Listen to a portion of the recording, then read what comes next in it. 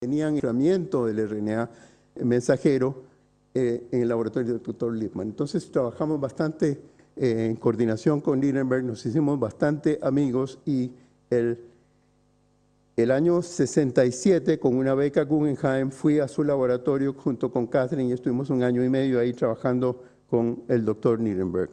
El año 68, cuando ya el código genético estaba totalmente descifrado por el trabajo de Nirenberg, el trabajo de Severo Ochoa, premio Nobel español, que ya cuando el año 53 había recibido el premio Nobel, y Govind Khorana, un hindú que estaba trabajando en la Universidad de Wisconsin.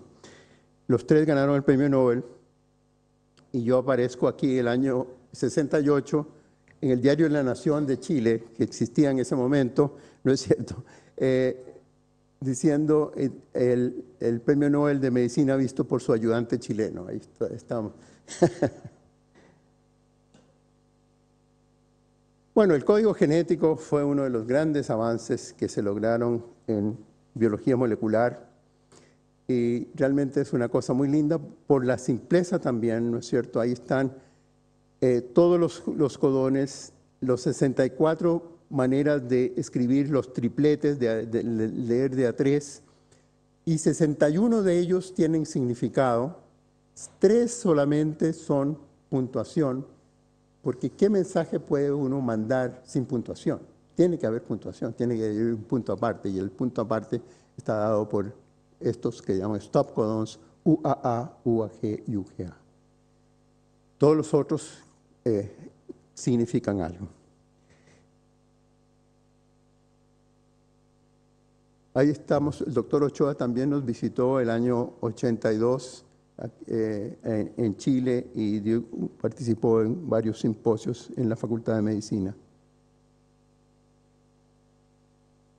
Bueno, no les había contado de lo que yo hice con el doctor Lipman. Con el doctor Lipman estuve trabajando, ahí está el laboratorio del doctor Lipman, el año 62. Ahí está el doctor Lipman, ahí estoy yo, y ahí está el doctor Daniel Nathans. Daniel Nathans era un postdoc que me enseñó a mí a preparar ribosomas y me dio las primeras lecciones de hacer síntesis proteica. Y después de que él terminó su postdoctorado, fue con un cargo en Johns Hopkins y pronto después de eso ganó el premio Nobel por las enzimas de restricción y el uso de las enzimas de restricción, como lo voy a mostrar en un momento.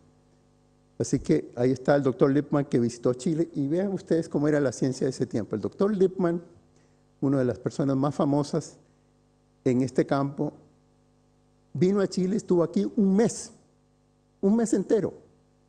Fuimos a Valparaíso, fuimos a Concepción, dictó conferencias. Fantástico. ¿Cuándo se podría tener a un premio Nobel ahora acá? Por un mes, imposible, ¿no es cierto? Vienen por un día y medio, una pasadita rápida. Pero él estuvo acá y lo disfrutamos muchísimo.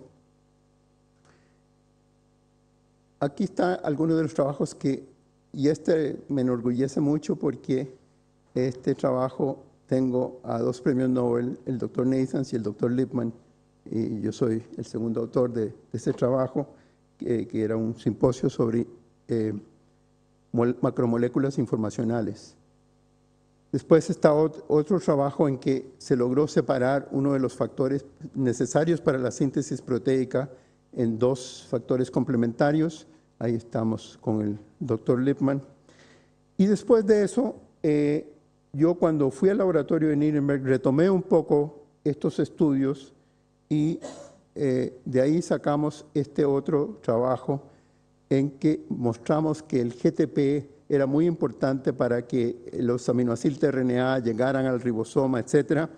Y de hecho, entonces, este es el esquema de un libro, un texto típico de la síntesis proteica, y lo que yo pude contribuir en esos años de trabajo entre el 62 y el 68 fue poner esta reacción ahí, que el aminoácido de RNA se une al factor TU y a GTP y llegan al ribosoma, el sitio A, y se va alargando la cadena peptídica. Eso es lo que logramos hacer. Pero en el intertanto, en Chile, entre los años 63 y 66, nos pusimos a trabajar en las enzimas que son inteligentes, porque la única enzima bilingüe es las aminoacil-tRNA sintetasas, que pueden leer los ácidos nucleicos y los aminoácidos y los juntan. Dicen, aquí esto ponen un signo igual entre las dos cosas y los unen. Entonces, nosotros, como ustedes ven aquí con Catherine, logramos definir el mecanismo de esta enzima y vimos que se formaba un complejo, un aminoacil AMP enzima primero y salía el pirofosfato y después entraba el tRNA y se formaba el aminoacil tRNA. Esta separación la pudimos lograr y demostrarlo y eso se publicó en varios trabajos, como ustedes ven acá, en el Journal of Biological Chemistry, etc. Así que esas fueron algunas de las contribuciones que hicimos. También trabajamos en el código genético. Nosotros fuimos los primeros que sacamos el código genético de plantas superiores. Lo hicimos acá en Chile el año 65. Resultó igual, porque el código genético es universal. Resultó igual que los otros, pero nadie lo había hecho y lo hicimos con trigo, primero en plantas superiores. Ok. Veo que el tiempo va corriendo demasiado rápido, entonces yo esto otro lo voy a hacerlo muy sintético porque quiero dar unos pocos minutos al tema final, que es un poco qué ha pasado en la medicina después de todo esto. Bueno, a ver, una de las cosas que ocurrió el año 69 fue que se descubrió una enzima que podía revertir la transcripción, que se le llamó transcriptasa reversa, y se descubrió en los retrovirus por Temin y Baltimore.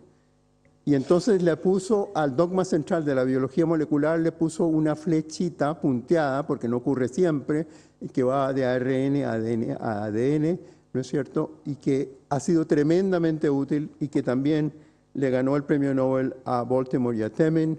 Aquí está Baltimore en Chile, en una reunión en Viña del Mar. Él era estudiante de doctorado en el Rockefeller cuando era postdoc, o en otro laboratorio, pero ahí nos conocimos, hicimos bastante amistad.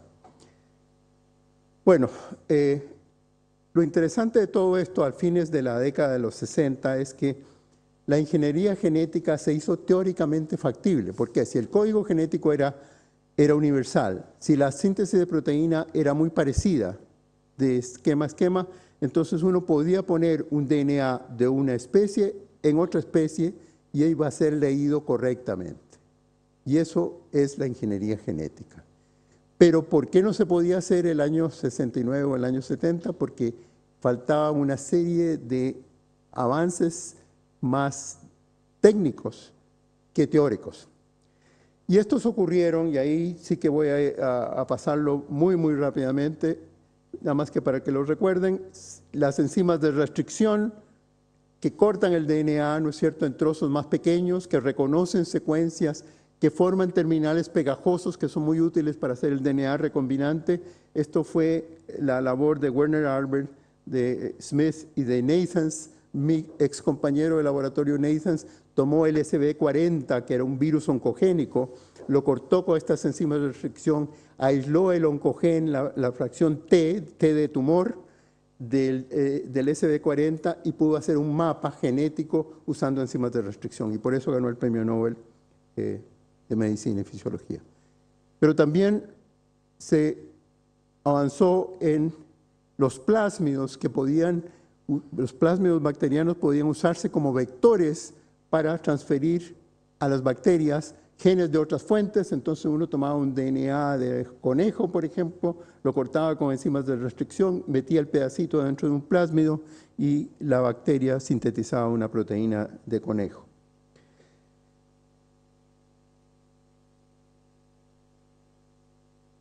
Pero hasta el momento nadie había secuenciado DNA. Y aquí volvemos a Sanger, que había secuenciado la primera proteína, la insulina, y por eso ganó un premio Nobel el año 58, y fue el primero en secuenciar un DNA con su metódica de dideoxi, que está muestra aquí, y que fue la base para hacer el genoma humano, esta metódica de secuenciación. Así que él ganó su segundo premio Nobel, los dos en química.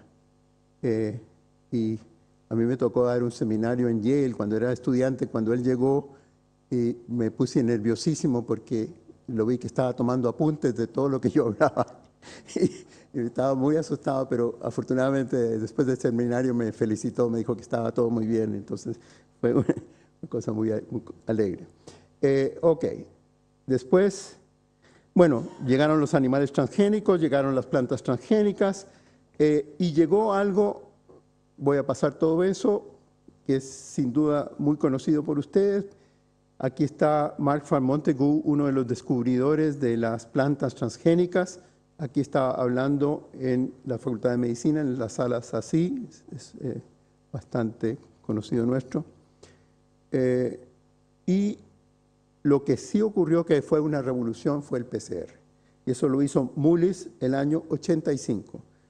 Ustedes saben que con el método de PCR uno puede amplificar un trozo de DNA millones de veces, millones de veces. Entonces eso ha revolucionado toda la medicina forense, muchísimas cosas, obviamente toda la identificación de los virus y de los patógenos, etcétera, con precisión extraordinaria.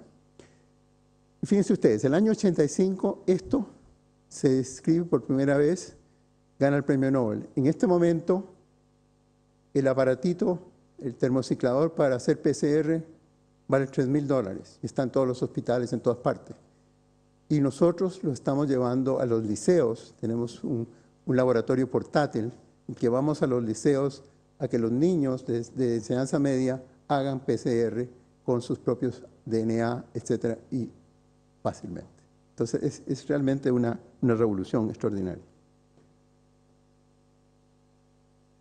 Bueno, empezó el proyecto del genoma humano el año 87. Sinsheimer, que era el rector de la Universidad de Caltech, lo propuso. Yo escribí este artículo en el año 88, el artículo del Mercurio en junio, no sé cuánto, de 1988, en que contaba de que venía este proyecto y decía que no deberíamos ser observadores, meros observadores, sino que deberíamos meternos. Obviamente que no lo hicimos, pero por lo menos la inquietud estaba ahí. Y siguió el tema del genoma. En ese momento se calculaba que hacer el genoma iba a demorar 60.000 años. En el laboratorio de Sanger, el mejor laboratorio del mundo en secuenciación, se demoraría 60.000 años para hacer las 3.000 millones de bases que tiene el genoma humano. Bueno, el hecho es que en el 2001, después de empezar en el 88, estaba completo el genoma. Así que los avances fueron extraordinarios. Hubieron primero genomas de bacterias, Haemophilus influenza fue uno, después el de levadura, después ahí se metió Dolly, ¿no es cierto?, entre medio, el año 97, el genoma del primer organismo con sistema nervioso, C. elegans, que fue hecho en el Sanger Center, y el 2001, el genoma humano. Gran sorpresa. El texto completo tenía solamente alrededor de 26.000 genes, que era lo mismo que tenía el ratón, lo mismo, mucho menos de que lo que tienen algunas plantas. Entonces nuestro orgullo sufrió mucho, ¿no es cierto? ¿Dónde está la complejidad y la excelencia de los humanos? Tuvimos que tener la idea de que no era el número de genes lo que respondía a esto, sino que seguramente cómo interaccionaban, cómo se regulaban, cómo esto se podía expresar. La otra sorpresa es que solamente el 3% del genoma codificaba para proteínas, solamente el 3%. Y de ahí salió la idea de que hay un DNA basura. Pero en castellano está mal traducido, porque en inglés se dice junk DNA. No se dice garbage DNA. Okay. ¿Cuál es la diferencia entre junk y garbage? Garbage, lo que uno bota y se lo lleva a los basureros, ¿no es cierto? El junk es el cachureo que uno guarda en el garaje por si alguna vez le sirve para algo. ¿Es cierto? Y realmente eso aparentemente es lo que era el resto del DNA, como vamos a ver.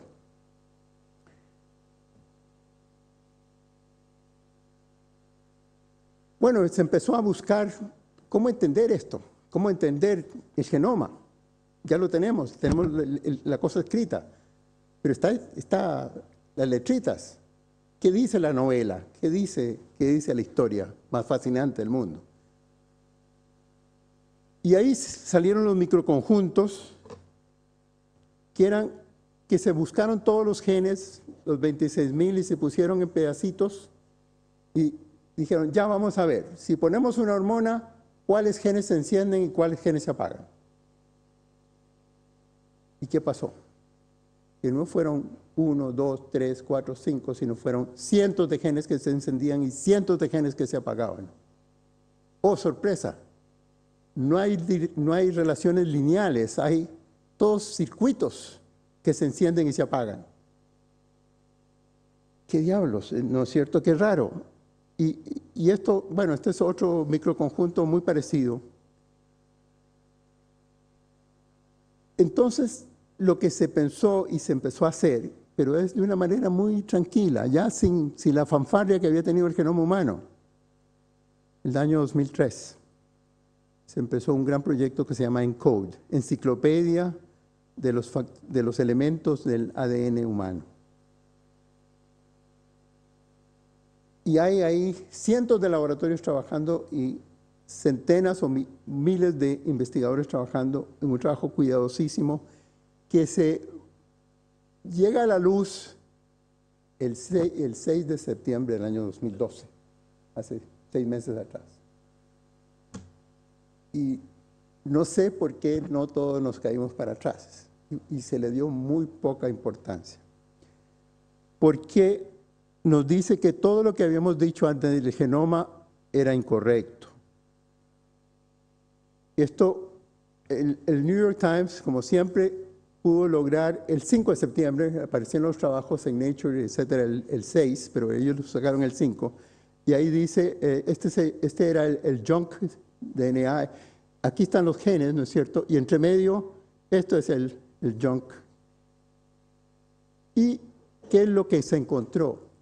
Que el 80%, no el 3%, tiene una función. El 80% del genoma humano tiene una función. En lugar de haber 26,000 genes, hay 3 a 4 millones de pedacitos de DNA que están involucrados en la regulación de la expresión de los otros genes. Y eso es tremendo, ¿no es cierto? Porque muchos de los experimentos que se habían hecho, ¿no es cierto?, los microconjuntos no tienen sentido ahora, porque se estaban haciendo con los 26,000 y olvidándose de los 3 o 4 millones restantes. Entonces es un poco de vuelta a la página cero, ¿no es cierto? Tenemos que volver a pensar cómo es esto, y es una tremenda, tremenda complejidad. Entonces se ve que el 60%, el 80% tiene función, el 60% es transcrito, sintetiza pequeñitos RNA que juegan papeles regulatorios sin expresar proteínas. Y eso tiene muchísimo que ver, por ejemplo, con el cáncer y con todos los genes que tienen que ver con el cáncer. Hay muchos de estos pedacitos de RNA que causan la degradación de un gen supresor de tumores y por lo tanto causan el cáncer eliminando al gen supresor de tumores. Y un montón de estas cosas empiezan a aparecer, pero todavía no entendemos nada. Estamos realmente enfrentados a la complejidad enorme y apabullante. Ahí, eso es lo que dice el New York Times. El misterio del DNA, no existe nada de junk, ¿no es cierto?, sino que tiene gran significado. Yo ya cumplí mi tiempo y desgraciadamente no he llegado a los impactos en la medicina. No quiero atrasar mucho esto. Bueno, lo voy a hacer muy cortito. Bueno, los avances son inmensos, es decir, pasamos de una ignorancia tremenda a tener muchísima información. Por ejemplo, cómo funcionan las hormonas. ¿Qué se sabía en los años 60 y 70? habían receptores teóricos. Uno decía, bueno, si está reconociendo una estructura, tiene que haber una molécula que reconozca esa estructura, tiene que haber, pero nadie lo había aislado, nadie lo había secuenciado, nadie lo había puesto en difracción de rayos X a ver cómo era la estructura de eso. ¿Qué sabemos ahora?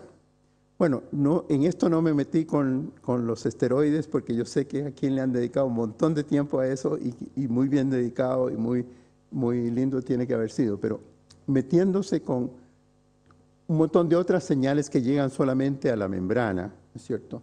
En una complejidad nuevamente muy grande en que hay conexiones que una hormona afecta a lo que está haciendo la otra hormona, etcétera, etcétera, etcétera. Y no solamente hormonas, sino todas las señales externas que llegan a la célula. Los bloqueadores hormonales, yo creo que han estado hablando de esto sin duda, así que no se conocían las estructuras de los receptores, por ejemplo. Y al no conocer las estructuras, había que probar qué diablos, qué compuestos podían interactuar ahí, que podían bloquear estos receptores.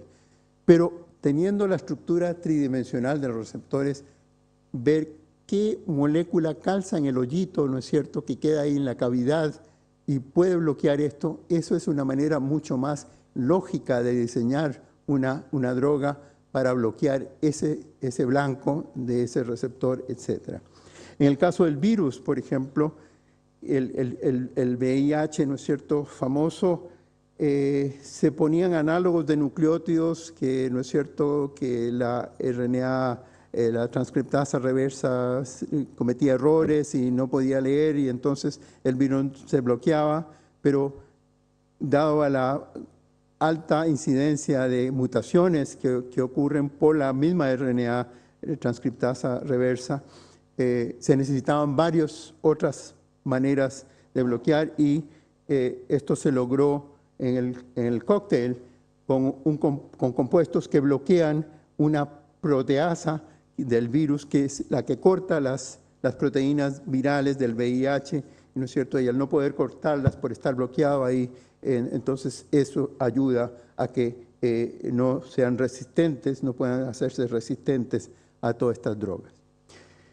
Y en el caso del cáncer, bueno, montones, eso podría ser un semestre entero, ¿no es cierto?, de clases sobre esto, pero es muy lindo, se descubrieron los oncogenes, se aislaron.